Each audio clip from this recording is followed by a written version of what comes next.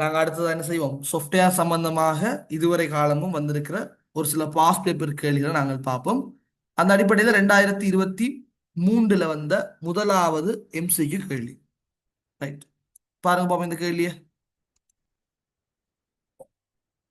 2023 வந்த முதலாவது எம்சிக்யூ கேள்வி சொல்லப்படுது பாருங்க. பின்வரும் கூற்றுக்களில் எவை சரியானவை? முதலாவது சொல்றாங்க, ஏ கூட்டு பாருங்க, சொல்முறை வழியாக்கிகளும்.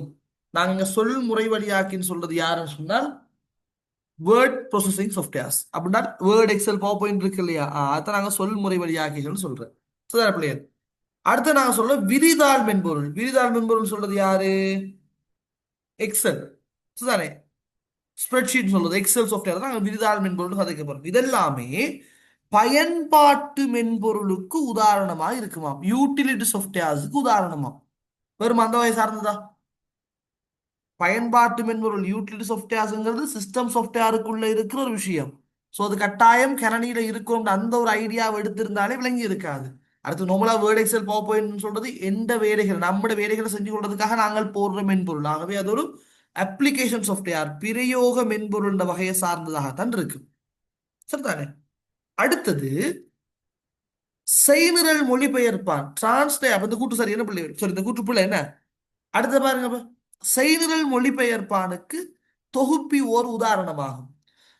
டிரான்ஸ்லேட்டருக்கு கம்பைலர்ன்றது உதாரணமே. மொத்தம் மூன்று இருக்கு. என்ன? அசம்பிளர் ஒருங்கு சேர்ப்பி, ஒருங்கு சேர்ப்பி என்று சொல்வது ஒன்று இருக்குது. வரிமொழி மாற்றி, வரிமொழி மாற்றினால் இன்டர்பிரிட்டர். இன்டர்பிரிட்டர் அதுக்கு இன்னொரு தமிழும் இருக்கு பிள்ளைகள், பொருட்கோடலின்னு சொல்லுவாங்க. பொருட்கோடலி, வரிமொழி மாற்றி, இன்டர்பிரிட்டர். அடுத்தது தொகுப்பி, கம்பைலர் சொல்றது. இதெல்லாம் ஒரு டிரான்ஸ்லேட்டருக்கு உதாரணம். ஓகே, அதுவும் சரி. சிய நாங்கள் பார்க்கலாம். என்னது? தனியுரிமை மென்பொருளை. தனியுரிமை மென்பொருள் என்ன? அந்த மென்பொருள் மீதான சகல உரிமைகளும் அதில் உரிமையாளரையே சாரும். நாங்கள் அதை பயன்படுத்துறதாக இருந்தாலும் நாங்கள் லைசன்ஸை வாங்கணும். அந்த தனியுரிமை மென்பொருள் அதனை அனுமதி பத்திரத்தை பெற்றுக்கொள்ளாமல், அந்த லைசன்ஸை நாங்கள் வாங்காம நாங்க பயன்படுத்துறது சட்டவிரோதமானதாகும். போம் சரி. அந்த கூற்று என்னது? நான் சொல்லும் அதை சாஃப்ட்வேர் பைரசி என்று நான் சொல்ல போறோம். மென்பொருள் திருட்டுன்னு சொல்லுறாங்க இல்லையா? அப்ப அந்த வகை ஆகவே இங்க பியும் சியும் சரியானது. ஆகவே அஞ்சாவது விட சரியான விடையாக நாங்கள் இந்த இயர் பேப்பருக்கு நாங்கள் 2023 முதலாவது எம்சி கேள்வி. இது ஓகேவா?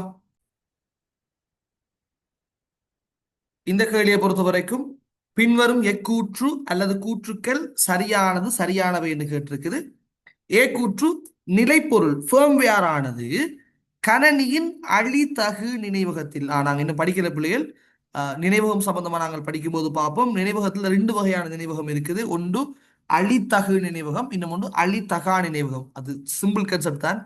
அதில் இருக்கிற தரவுகள் கரண்ட் போனால், அதாவது நாங்கள் மெஷினை ஆஃப் பண்ணினோம்னா அந்த நினைவகத்தில் இருக்கிற தரவுகள் அழியும்.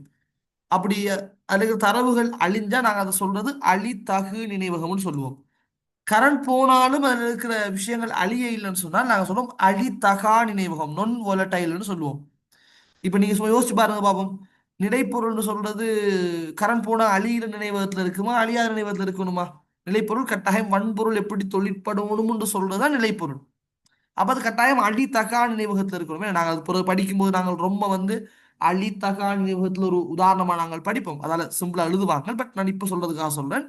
அப்ப என்ன செய்யும்? நிலைப்பொருள் சொல்றது ரொம்ல சேமிக்கப்பட்டிருக்கும். நிலைப்பொருள் சொல்றது என்ன செஞ்சியும்? ரொம் என்று சொல்ற நினைவகத்துல சேமிக்கப்பட்டிருக்கும். ரொம்பண்ட நினைவகம் அழித்தகா நினைவகமாக இருக்கும். நொன் volatile-ஆக இருக்கும். இது volatile மெமரி, அது நொன் volatile-ஆக இருக்கும். சரிதானே? அப்ப இந்த கூற்று என்னது? அப்ப பிழையாக இருக்கும். நினைவகத்தில் பொதுவாக உட்பொதிந்திருக்கும் ஒரு கரணி செயல்களாகும். இந்த கூற்று சரி. ஆனால் அழித்தகா நினைவகம் கொண்டு வந்திருந்தா சரி. அடுத்தது பிஏ பாருங்க. அச்சுப்பொறி செலுத்தி, பிரிண்டர் டிரைவர் என்று நாங்கள் சொல்றது பிரயோக மென்பொருளுக்கு ஒரு உதாரணம். இல்ல, பிரயோக மென்பொருளா இருக்குமா? பிரிண்டர் டிரைவர் சொல்றது டிரைவர் மென்பொருள். டிவைஸ் டிரைவர் படிச்சோம் நாங்கள், சாதன செலுத்திகள். ஸோ அதுல பிரிண்டருக்குரியதை நாங்கள் சொல்லுவோம் பிரிண்டர் டிரைவர்னு சொல்லுவாங்க சில நேரங்கள்ல. அப்ப அது சாதன செலுத்திகள் என்று சொல்றது பயன்பாட்டு மென்பொருளுக்கு உதாரணமாக இருக்கும். ஆகவே அது என்ன செய்யப்படுறது? இங்க அது பிழை. பிரயோக மென்பொருள் தான் பிழை. லினக்ஸ் ஆனது, லினக்ஸ் சொல்றது என்ன? லினக்ஸ் என்று சொல்றது நாங்கள் பார்த்தோம் ஒரு ஆப்பரேட்டிங் சிஸ்டம். ஆகவே அது ஒரு சிஸ்டம் சாஃப்ட்வேருக்கு உதாரணமாக இருக்கும். அதிலே குறிப்பாக ஒரு திறந்த மூல மென்பொருளாக அது இருக்கும். ஆகவே இந்த இடத்துல சி மாத்திரம் சரிங்கிற மூன்றாவது விட தான் என்னது பொருத்தமான விடையாக இருக்கும். இந்த ஐடியா ஓகே பிள்ளைகள். இதுல கொஞ்சம் ஒரு சில நேரம் சந்தேகங்கள் இருந்திருக்கலாம் என்றால் அந்த சில கன்செப்ட் அழித நினைவகம் இந்த கன்செப்ட் அந்த டிவைஸ் டிரைவர்னு சொல்றது நாங்கள் அச்சுப்பொறி செலுத்தி என்றால் பிரிண்டருக்குரிய டிவைஸ் டிரைவர்னு சொல்ற அந்த சொல் அது கொஞ்சம் என்ன செஞ்சுக்கலாம் தெரியாம இருந்திருக்கலாம். ஆகவே ஜஸ்ட் ஐடியாவில் இப்ப நான் விளங்கப்படுத்தும் போது கிடைச்சிருக்கும்னு நினைக்கிறேன். ஆக நாங்க என்ன செய்வோம் இந்த இடத்துல மூன்றாவது விட பொருத்தமான விடன்னு வந்தது உங்களுக்கு விளங்காட்டி சொல்லுங்க, எனக்கு கிளியரா விளங்கி இருக்கும்னு நம்புறேன்.